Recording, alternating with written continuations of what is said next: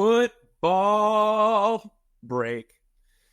This is another edition of the Processing Blue podcast. This is Mike Kaye, Panthers beat reporter. I'm joined by Alex Zietlow, fellow Panthers beat reporter. Back in the States, ready to talk some bye-week football, a 2-game winning streak that has hold up. Accomplished. Wait, before you jump in here, Alex, I want to congratulate you. You have covered a 2-game winning streak for the first time in your time as an NFL beat reporter. The energy is here, mostly because I know that I'm going to be able to crash over the next several days. But Alex, I haven't seen you in roughly a week. How the heck are you? Okay, well, you don't need to put up this facade that we're not texting all the time and that we're not calling each other every day. Also, guys, like, just to put in perspective of Mike's work ethic, and I know that people don't love it when we're super saccharine on this podcast, but like, Mike is emailing me on a Friday at midnight my time. So my dude is up at 6 a.m. on Saturday morning grinding. And he's been, and like this trip, he won't say it, so I will. This trip was just like a really great showing for the Charlotte Observer, I think, and in a variety of ways. You saw him on social media. You saw him in your newsletters, which I'd love for him to open up more about his newsletters this week. His work on the website was pretty remarkable too, whether that be stuff about the game, stuff like outside the game, just like him exploring Germany and kind of mining his own personal past and what Germany means to him. I mean, all of it was just so beautiful. And so I want to congratulate you on a really good week of work, Mike. It was really awesome to see. And it was also cool to hold it down back here. Like, there was just a lot of stuff going on last week. And I think we, as a tandem, did a pretty good job. Yeah, Alex, I appreciate that. I can't do what I do without the support of you and Scott and Lydia. And first shout out for Zach. Remember, I came from the place of the sound of music, so basically I have to get some music in there. My wife being as supportive as she is, watching our kids, my mother-in-law coming in. It's not easy to lose dad for a week, and my kids were awesome. But yeah, the trip was professionally, personally, one of the most fulfilling of my career. And for those that tagged along, reading newsletters or even our podcast or whatever, I appreciate your support. I know there was a lot going on that week: the election, the trade deadline, me getting a few more gray hairs, probably. The time difference was wild. I think I slept like a total of 12 hours because I really wanted to immerse myself in the experience. Shout out to my guys Moritz and Kaye, two German podcasters who are big fans of the Observer, big fans of the Panthers. Even without all the other stuff that wasn't game oriented, meeting those guys was very cool, and seeing their passion. Panthers fans overseas are very passionate and knowledgeable, and it's been very cool to kind of get to know them. Allianz Arena was phenomenal. I got to go there twice. I got to see FC Bayern Munich. I know Alex is probably going to correct me like everybody else has, but as a lifelong fan, as of 3 weeks ago, Bayern Munich is obviously my club of choice. I got an all black hat in the airport. Awesome. I unfortunately, I brought Alex home a big beer stein, and I was so anxious after a 10-hour flight to get off the plane. I actually forgot it on the flight, so you can't take me anywhere. As you guys saw, I documented the Teppers and several executives, as well as Steve Smith and Jonathan Stewart going to Dachau concentration camp. I am very openly Jewish. I really embrace my culture. And that experience alone was worth the trip to me. I wrote about it in my newsletter. I wrote about Jonathan Stewart's perspective, which I found incredibly fascinating and moving. And, I think it's not political or biased to say that hate of any kind ain't it. And it's cool to see that there are people who are allied in, the opportunity to stop hate and educating themselves on other people's perspectives. I thought the way that Germany handles education on their past was second to none. I listened to a 92-year-old Holocaust survivor explain her story of triumph and tragedy, which really moved me. I talked to local Jewish students about what they're facing right now as anti-Semitism is on the rise. No matter what your political outlook on the war in the Middle East is, I mean, it's a reality for those kids who aren't even tied to those conflicts. And so seeing the way Steve Smith and Jonathan Stewart listened, and Christy Coleman, who isn't Jewish, kind of listened and educated herself, I thought was impressive. I'm somebody who believes in education over condemnation when it comes to ignorance or just general inexperience with situations. And so I thought that was very moving and personally important. But anyway, football, that happened. I will tell you that being in the crowd in a European soccer stadium is unlike anything in America. Like, they're open air press boxes, but let me tell you something. I mean, hearing the music, hearing the sing-alongs, Sweet Caroline was played at the 2-minute warning, and I went, uh-oh, that's not a good sign. The victory call. It's like playing High Hopes in the middle of the fifth inning if you're a Phillies fan. But, you know, I just realized this morning as I was driving my mother-in-law to the airport that teams are undefeated if I cover them in an international setting. I was at the first ever division game in an international series game between the Jaguars and the Colts. The Jaguars won.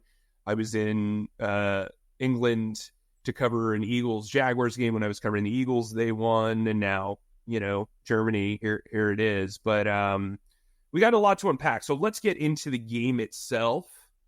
Oh, I should also mention MGK. He was actually really terrific live. He had a 2-song set. It was really, really well done. Mike, if I could just say, you had just like the most flawless monologue until you talked about MGK being good. I mean, dude, come on, bro. Like that. I thought it was pretty good. I like his pop punk stuff, and I thought Lonely Road was actually really well done there.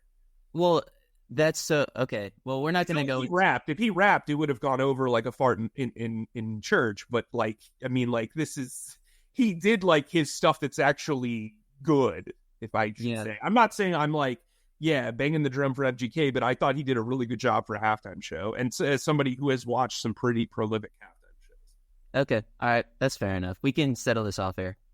Yeah, we can. I should also say I did not get up from my seat the entire game, which, as you know, having been in the press box with me for 2 years, incredibly impressive by my metrics. Dude, weren't you cold? Like, it was freezing out there. Yeah, so let's talk about that. It was like 35 degrees, and I did not pack well. You know, I run warm, and I was like, you know what? I'll just brave it. So I was there in a dress, I wore an undershirt, a dress shirt, and like a sports jacket, and then jeans, and that was it. And I was like, I let everybody know around me, my wife's in my phone as her first name, wife. So if I freeze to death, can you just go in there? And I think just the adrenaline of a close game, and also the Panthers gave us hand warmers at one point, like the stuff that you can the meshy thing, and like the heat pack. It was good. I was sitting between Joe Person from The Athletic and Chris Jenkins, and Julian Council. And so we were like this, but we were in the crowd and we were outdoors. But anyway, let's get into this game, because enough about me. It's never enough about you, Mike. But yeah, no, but behind the scenes, it's never enough. In front of the scenes, I don't need to bore people about that. But it was an intense environment. Like, the fan base showed up and showed out. There were definitely over 1,000 traveling Panthers fans there. I thought they set the tone early. That first quarter, you couldn't have asked for a better first half, in my opinion, from both, from a complimentary standpoint. What was your biggest takeaway from the first half, where they got up 10-0? Well, the biggest takeaway was, who is this Bryce Young guy? I mean, not to be super reductive about this, but he he was looking really confident. His feet were like looking really solid. His footwork has always been a thing. We've been talking about his footwork since literally since Dave Canales came on to the scenes this training camp, and Sure. he was looking good. He was looking decisive. He threw a couple balls that really stuck out in that first half. The first one was that crossing route to Jalen Coker, where he kind of plants his foot and steps up and throws this ball that is sort of firm, but it has to get over the inside linebacker, so it's also kind of lofted, and Jalen kind of goes up and grabs it gracefully like he's some well, what's the male version of a ballerina? I don't know. It was just like this magnificent ballerina. I don't know. I'm the wrong person. Well, it was just this magnificent feat of athleticism, and it was like, oh wow, okay, a second-year quarterback in Bryce Young, who was a number 1 overall pick, who a lot of people cast out a couple weeks ago, including Alex, threw this ball to this undrafted free agent rookie, and it was like this moment of, oh wow, this could work. Also, that first half, Chuba Hubbard dominated. I know we're going to talk more about Chuba later in this episode, but I mean, this offensive line was doing a whole bunch of great things. Whether it was Damian Lewis getting a great push on the left side, Robert Hunt pulling and breaking free some really big runs. It was great. Chuba was able to run outside as well. That's not really his thing. His thing is running between the tackles and between the hash marks and turning a 3-yard run into a 6-yard gain.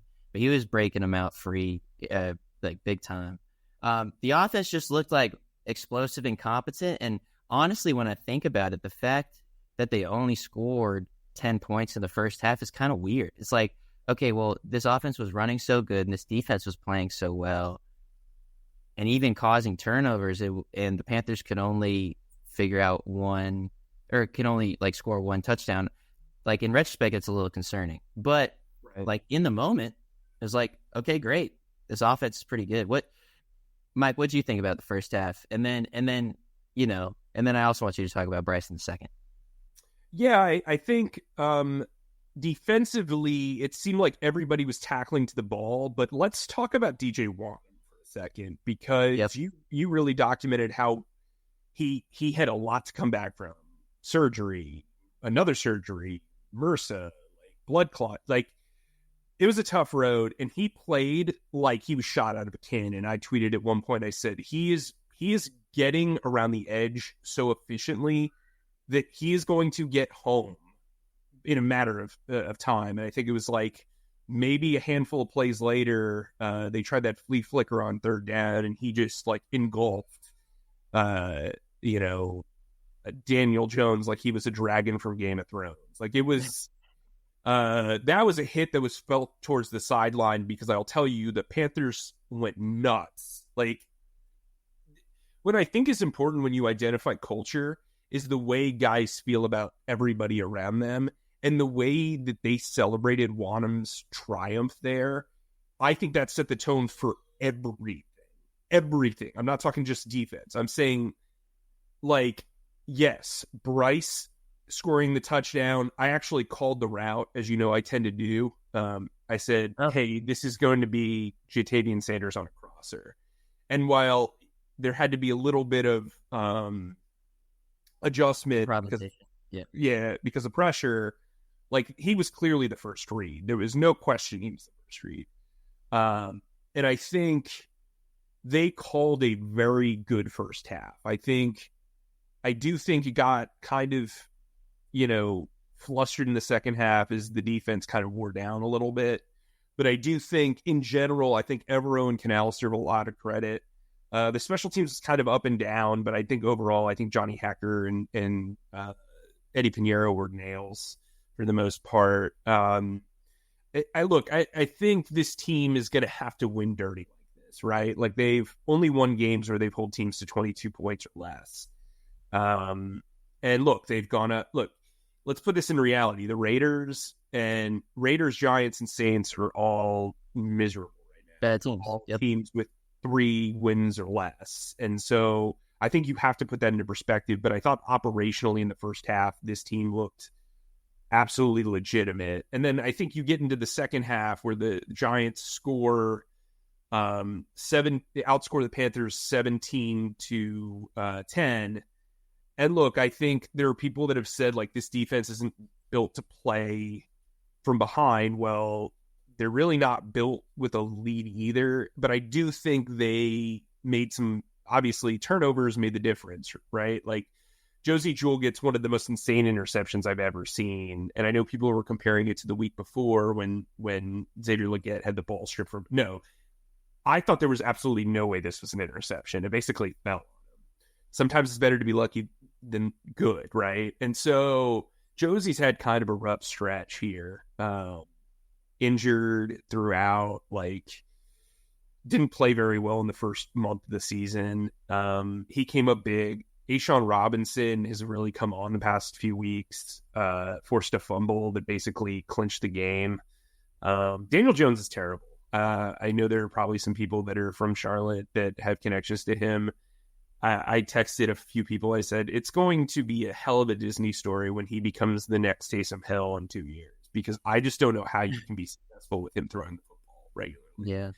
He's such a great runner, and he's a great athlete. He's just, I mean, the NFL level of passing is just not there. He did have a moment where he basically targeted J.C. Horn consistently because J.C. Horn was playing off and they were playing prevent, which is not something they're accustomed to doing. And so, well, I guess they outscored him 17-3 in the second half, excuse me. Or no, 17-7. Yep. Excuse me. Listen, Chuba Hubbard, they paid the right guy. I've never seen in my career a guy respond to getting a contract extension in the middle of the season the way that guy did.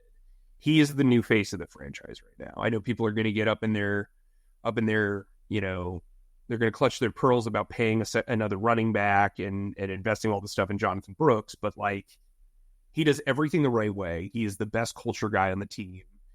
He deserves the captaincy in the second half of the season. There's no question about that. And that's something they should really look into. He is a guy that everybody looks to as a work ethic, as a performer. He always keeps his head down. He doesn't have a ton to say. Dave Canales even said to us, he said, he's the guy that, like, I can't think of anybody who embolizes what we are looking for, like Chuba Hubbard. And I think it became clear to you and me very early on in the season that this guy was a wagon that they should attach themselves to. I don't think either one of us had an issue with that contract, which, by the way, he's getting like the 9th best APY of a running back. And it's going to look even better when a bunch of guys get paid next year. He is, I mean, like, I'm not a huge guy on like the, oh my gosh, culture, blah, blah, blah, blah, blah. But Chuba Hubbard is nails when it comes to that. And I think you couldn't have paid a better guy because he gets it. He's not selfish. He's not self-centered. He isn't a guy who puts up a stink over dumb things. He's not a guy who causes trouble off the field. And all he does is progress and produce. And I think, you know, kudos to Dave Canales, to Dan Morgan, to Brent Tillis, to Scott Cooper, to the entire leadership team that recognized that early, said it doesn't matter what position he plays, dude is a horse. And, you know, they're going to ride that train or horse until the wheels fall off. And I think that's a positive outlook for everybody. That's a good look for J.C. Horn. That's a good look for Brady Christensen. That's a good look for some of these other guys who have contracts coming up and are homegrown who want to be here long term, and they do.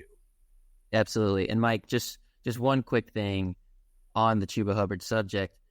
I'm fascinated by the fact, or by the prospects of we're having a very different conversation if in the second half Chuba gets tackled from behind, whether it's a horse collar or not is up for debate. It's surface than normal, and his leg bends super weird, and his knee, according to him, literally dislocated and before getting popped back in. But he can't return to the game. And now he has a multi-week injury to return from. Like, it seems, I mean, obviously we're both on the same page when it comes to that contract should have been, the contract was well executed, and it was really great for both the player and the team at this point in the team's building process. However, I'm just curious how our conversation would have shifted, because as we've said all year, a lot of general managers don't like to give big contracts to running backs, particularly running backs who have taken the beatings that Chuba has. Although Chuba didn't. That's another fascinating point about all this. This is really the first year that Chuba's been RB1 starting the year. Mm-hmm. Previous to that, he was playing behind Christian McCaffrey, obviously, and then right after Christian was Miles Sanders was brought in on a pretty lucrative deal.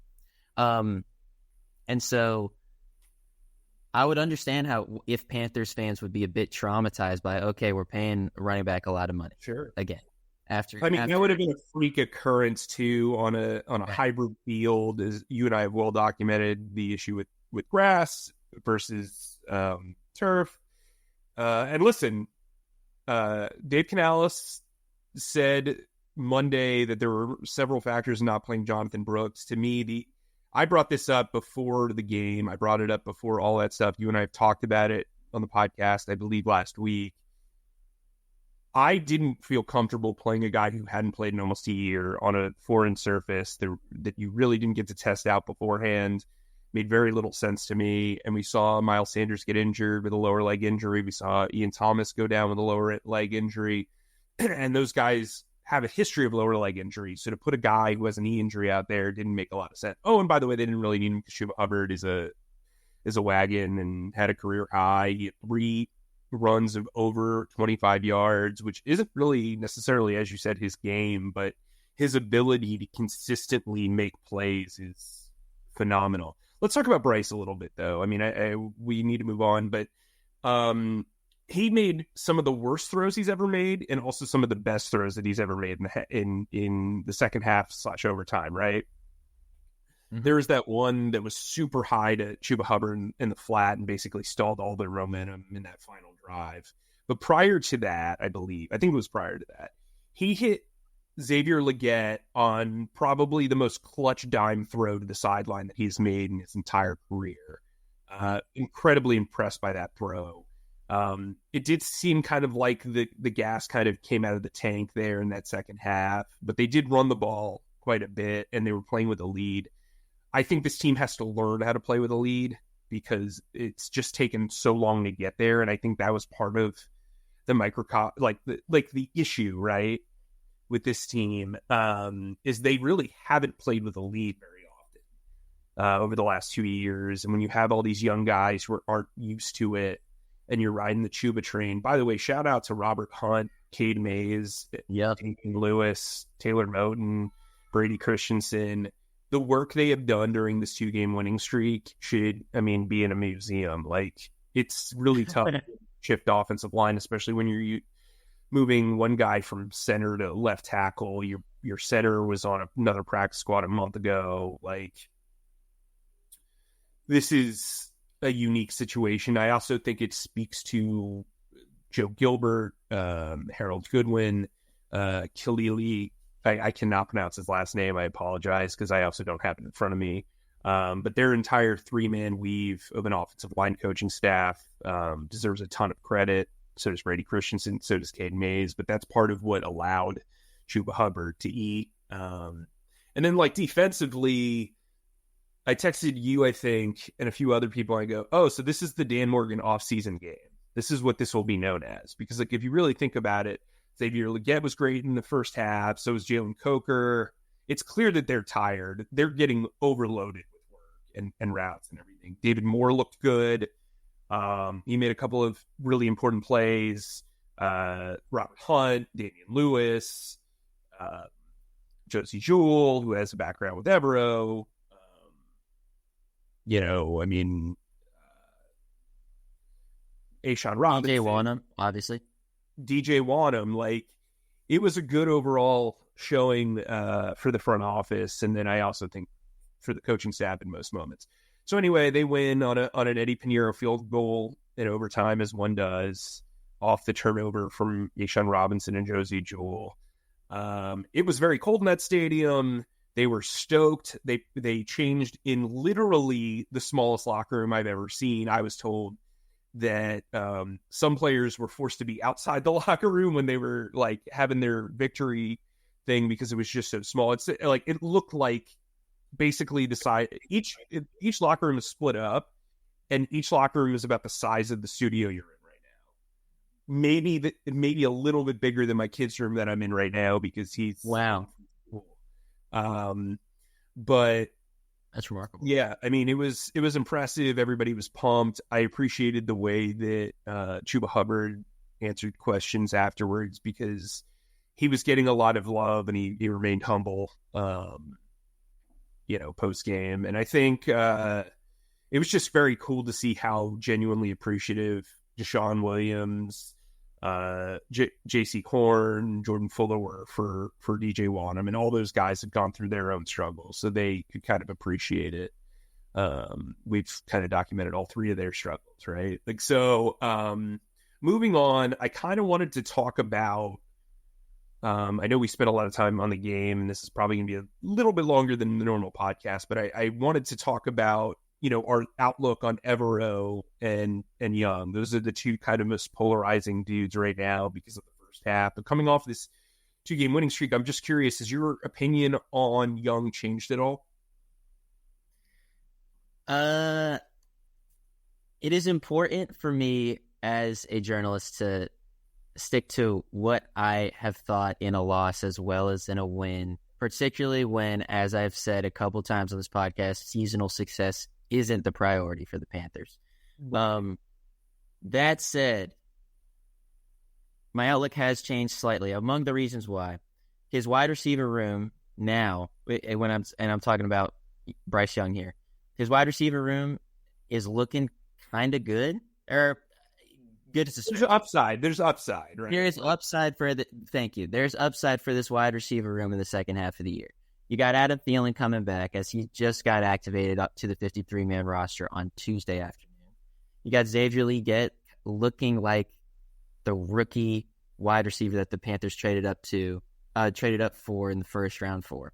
You got Jalen Coker, who we've talked about him a ton, but he is playing up to his potential. His athleticism is showing every week. You talk to the coaches, he's a guy who makes the right football play every time. And then you got David Moore, who really truly was a factor in Germany. There was a factor the last 2 weeks, to be honest with you. Yeah, there was the play he caught a touchdown pass that they ruled back in Germany, but he made a really important third down catch. I think it was 3rd and 9 while the Panthers were in the red zone that set up the Chuba Hubbard touchdown. And that's a veteran catch. That's not a play where he shook his cornerback loose or whatever. He just the ball was, I don't know, 5 yards from his face before even seeing the ball, and it hit him in the hands and he held on to it, and that paved the way for what turned out to be a really important score. So David Moore's looking good. All four of those guys are pretty good. And if I could add to that, we learned something in London that David Moore sprained his MCL very early on in the season, did not miss a practice or a game, and basically set the example for other players to see, look, you're going to have bumps and bruises, but we're going to play. I actually think he is low-key the leader, the co-leader in that wide receiver room along with Adam Thielen. And I think he's who's helped the young guys really excel. But go ahead. I'm sorry. Yeah, no, that's great. No, and then you continue on with the playmakers that are potentially coming back. Firstly, Miles Sanders, the latest that we've heard from him is that he has an ankle injury. He got carted off the field in Germany against the Giants. I think it was late in the first half. We don't know what his status is as of right now, but you do have a healthy-ish Chuba Hubbard. As so long as everything is all good with that knee. And then you got Jonathan Brooks coming back. Or not even coming back, making his NFL debut, presumably Week 12 against the Kansas City Chiefs. I mean, with these playmakers playing well, with this offensive line being among the best pass protection groups in the league, with a running game that is really quite good. I mean, particularly with Chuba Hubbard like commanding it. Things are looking up, and if and I don't think it's fair to ask the defense to make 3 turnovers, 2 of which were in the red zone, 1 of which was in overtime on the first play of overtime that basically didn't force the offense to do anything to get the game-winning field goal. I mean, that's the one bad part about this Germany game, which is if the score was a little different, we could be having a very different conversation right now, but the score wasn't different. Bryce has managed 2 back-to-back wins with aplomb. And yes, he wasn't the difference in those wins, but he managed them. I said when he got the starting job back before Denver, I said that he needed to win 5 games, and at minimum 5 games as a starter, and he needed to prove that he was a weapon, kind of like he was in Christmas Eve 2023, to make it work, to make the Panthers reconsider, okay, he could be our guy for 2025. There's still a long way to go with that, but he's come a decent way in that time. So my outlook has slightly changed. If you had to ask me right now, do you think Bryce Young is going to be the starting quarterback in 2025 for the Carolina Panthers? I'm still going to say no. I still think that if everything is equal right now, the Panthers are going to find a way to deal him, and his capital as an asset has gone up remarkably the past 2 weeks. But things are looking good, and the Panthers have the second half of the season to kind of build on what he's done so far. Yeah, so I want to wrap this up, but I want to kind of, because my laptop is dying for some reason. I accidentally record in the other room. But so let me go into Evero before we send it off. But I think something that I've made kind of light of is the fact that Evero has essentially become the deputy director of pro scouting for defense, bringing in a bunch of guys that he knows.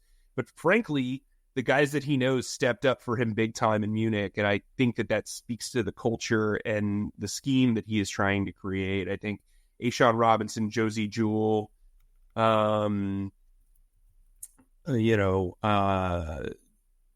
Fuller, the run defense looked much better with Jordan Fuller in the game. I thought, Wadham played well. Obviously, he wasn't a guy that had a connection to him, but Minnesota has a very comparable defense. Clowney played well.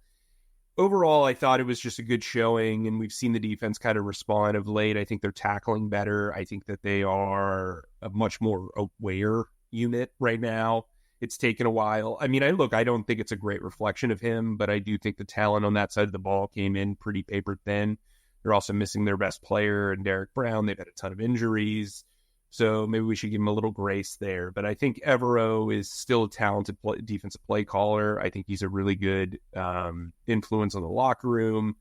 We'll see where it ends up for the rest of the way. But I think he's set up for them to be successful, especially with a lot of guys back in the fold who are actually talented, right? It's one thing to have bodies. It's another thing to have talented bodies around on defense. And speaking of talented bodies, let's just we were going to do a bigger segment on this, but I think you and I both have some guys we want to shout out at the midway point. Alex, who is your rookie, your offensive player, and your defensive player at the midway point? Rookie of the year, Trevin Wallace, our guy. Yeah, we've been on the Trevin Wallace train for quite some time. He's third in the team in tackles. And he has taken over the Shaq Thompson role with aplomb, I think. Offensive player of the year, this could go to 2 players. Of the midway. Yeah, excuse me. Yes, excuse me. This could go to 2 players. I'm going to roll with Robert Hunt. I could also see giving it to Damian Lewis or like giving them like a tandem sort of thing. But like the way that they have just transformed this offense is remarkable. And then defensive player of the year, I'm going to go off the beaten path a little bit. I'm going to roll with A'Shawn Robinson. He just came off, perhaps as recency bias, he just came off his best game of the year, but he's tied for the team lead in sacks, and that's pretty tough to do as an interior defensive lineman. Made the game-changing play last week to pave the way for one of the Panthers' 3 wins. So, to recap, rookie of the halfway point, Trevin Wallace, offensive player of the halfway point, Robert Hunt, and defensive player of the halfway point, A'Shawn Robinson. What about you, Mike? Well, since I don't want to be yelled at by Zach, I'm going to do this like Ace Ventura really fast, like as he breaks down a crime scene. I can talk. So rookie, I'm going to give it to Xavier Legette. He was a guy that I was kind of skeptical of early on, but I think he's really shown out. He's got 4 touchdowns, which is more touchdowns for a rookie than even, DJ Moore had at wide receiver. I think he's done a really good job of coming as advertised as a big target over the middle. I think he and Bryce are really establishing themselves as a young tandem, and I like the work that he's doing. He's, in my mind, he's the runaway guy from that standpoint. Offensive, Chuba Hubbard, we've said a ton about him. Yep. But they paid the right guy. They paid the right guy, period. There's no way that I'm coming off that. They paid the right guy. Injury or whatever. I think he's the example that they want. Every time they talk about wanting something from leadership or culture, he checks a box. Defensively, I'm going to give it to JC Horn. I think JC has done a really nice job. Look, every cornerback gets beat, but I think he has done an exponentially better job than any corner you could think of when it comes to run defense. He's been durable. He's played in all 10 games. He's tackled well. He's played the run exceptionally well for a cornerback. He's become a leader as well. The stuff that he did in Denver, I thought actually kind of helped in the next couple of weeks of like, yeah, there's the fire. And they've responded to that defensively. So to recap, Xavier Legette, Chuba Hubbard, JC Horn, those are my midway awards. Alex, break us on down because I have like 10 minutes left on this laptop.